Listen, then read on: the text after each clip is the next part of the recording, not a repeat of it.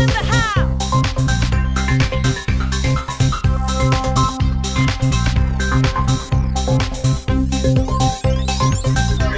Bonjour à tous, bonjour à toutes, meilleurs vœux. Bienvenue sur Vue sur le Web, l'émission de radio qui se régale de la toile. Aujourd'hui, on avait envie de parler de sport de l'extrême, en invitant Christophe Yamas. Christophe, bonjour. Bonjour.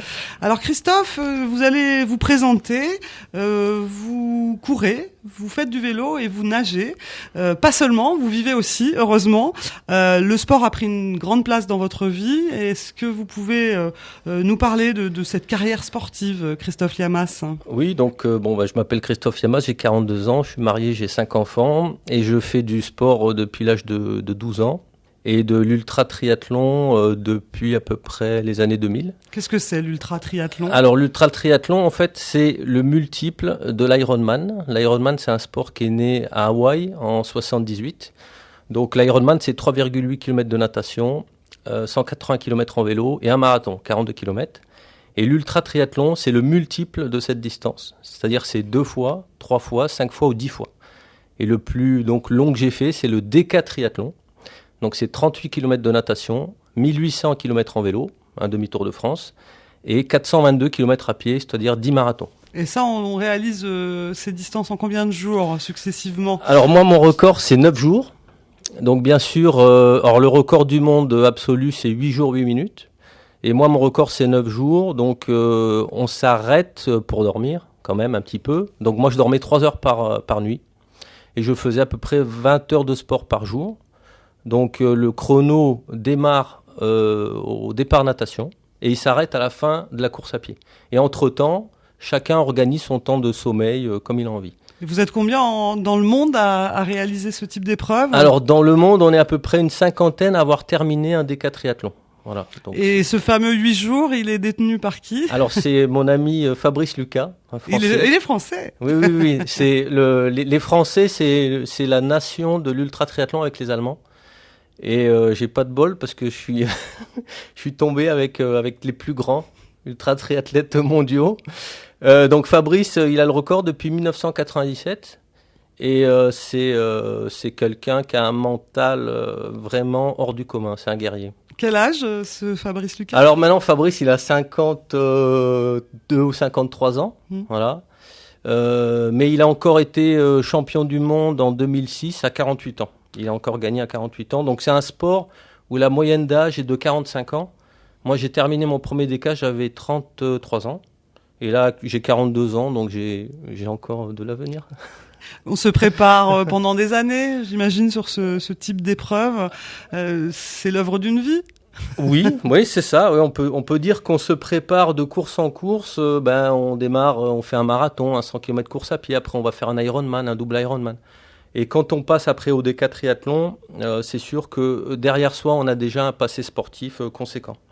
Mais après, pour préparer un déca-triathlon, moi, j'ai un plan d'entraînement qui dure à peu près spécifiquement 6 mois. Vous en avez fait également un métier puisque vous accompagnez les personnes dans l'amincissement, dans la forme, dans le sport.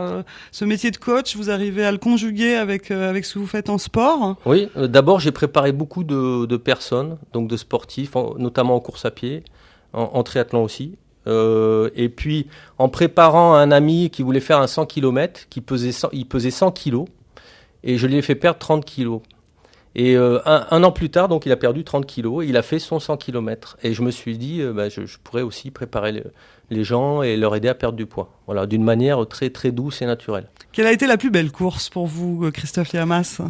Alors moi, la plus belle course, ça n'a pas été celle où j'ai fait le meilleur résultat, mais ça a été mon premier déca-triathlon à Hawaï en 2004. Voilà. Donc, pourquoi ce souvenir de course? Parce que j'ai eu des problèmes de santé toute ma vie. Vous n'étiez pas prédestiné, hein? Non. On le voit dans l'ouvrage, alors qui est en vente sur votre site. On va revenir à votre site internet, Le goût de l'enfer par Fanny Roca. On voit qu'en fait, enfant, vous n'étiez pas du tout branché sport.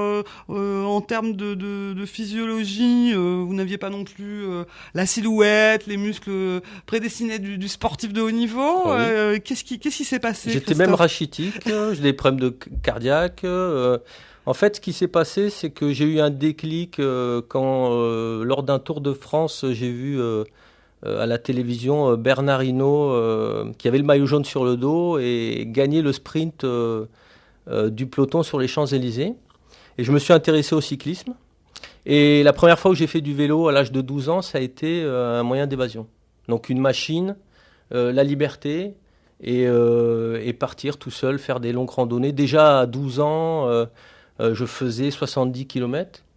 Et puis donc je me suis un peu, comme j'étais assez introverti, c'est le vélo qui m'a donné l'occasion un peu de me libérer, d'explorer des nouveaux paysages. Voilà, donc je suis arrivé. Puis est venue la course à pied et la natation, parce qu'il n'y a pas que le vélo. Ouais. Il y a bien 3 disciplines qu'il faut maîtriser. Donc on habitait en Allemagne. Mon père était militaire à Offenbourg et moi je ne savais pas nager.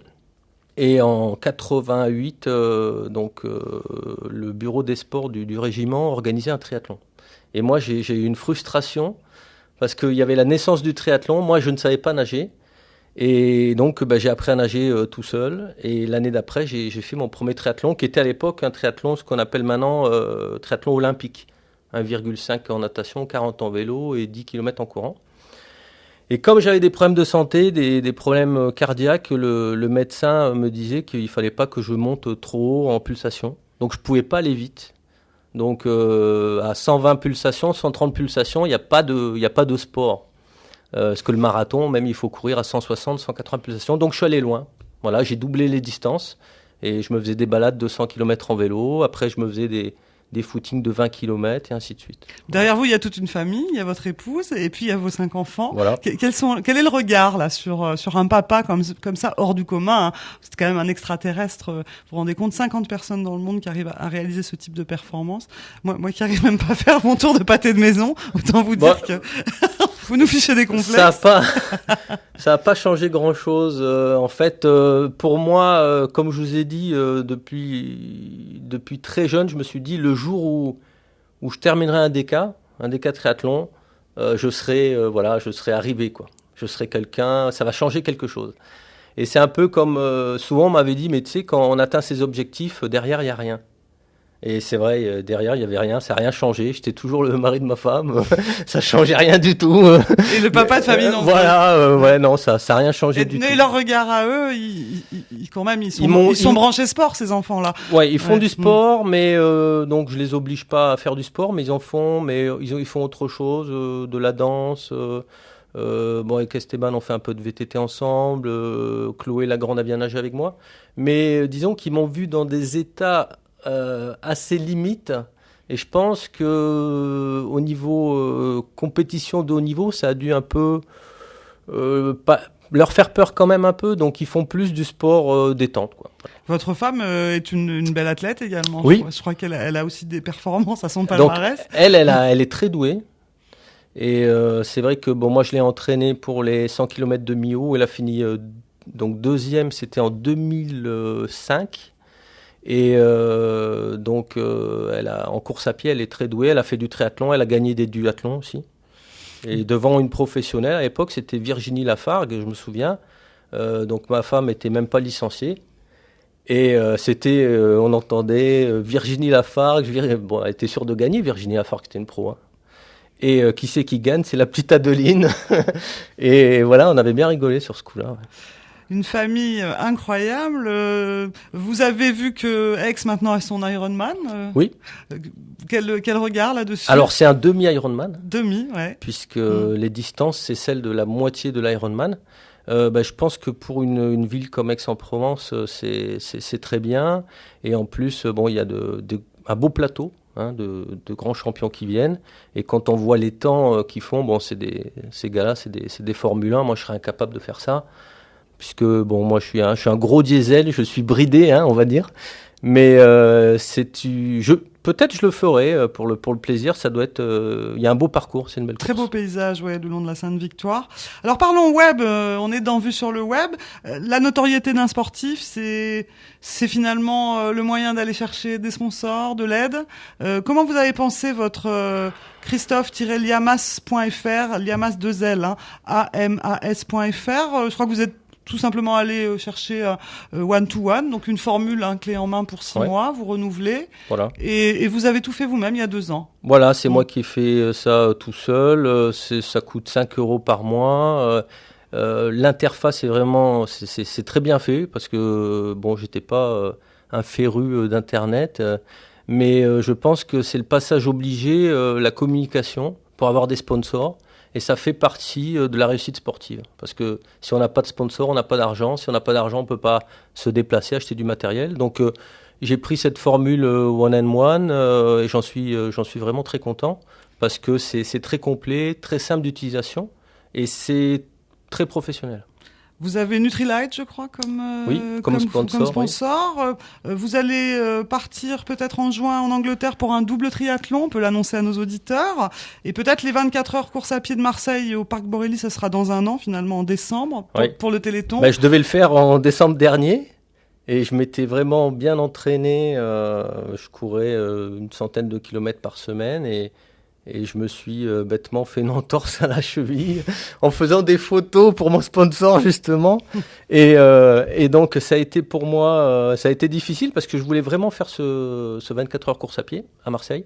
Donc je le reporte à l'année prochaine. Voilà. Enfin à cette année, fin d'année, pardon. Alors retrouvez peut-être toutes les infos, Christophe, je répète, du 6 LLAMAS, yamas.fr. Vous trouverez plein de petites infos sur ce sport, des cas triathlons, ultra-triathlons qui sont méconnus en France. Bien entendu, on peut commander votre livre, Le goût de l'enfer, mieux comprendre un peu tout ce parcours, cette carrière. Christophe, merci d'avoir répondu à toutes nos questions. Merci à vous, merci infiniment. À très vite sur Vieux sur leur web. Merci à tous, on se retrouve chaque semaine pour 12 minutes autour du web. Merci de votre fidélité, à très vite, au revoir.